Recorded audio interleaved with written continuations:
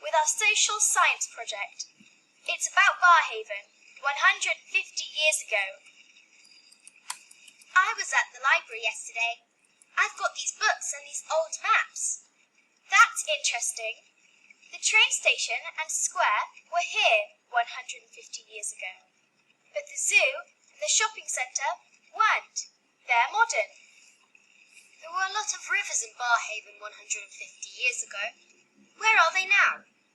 They're underground now, under the roads. There's a deep flood in the square next to the cafe. We don't know why. Hey, look at this map. 150 years ago, there was a river next to the square. Yes, that river is underground now. Maybe the river is the problem. We must tell someone. Come on. Bo, go and look. Be very quiet.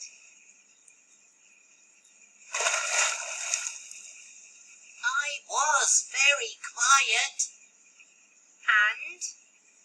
What was down there? The wall is broken. The river is coming out. It was very noisy. Excuse me. There's an underground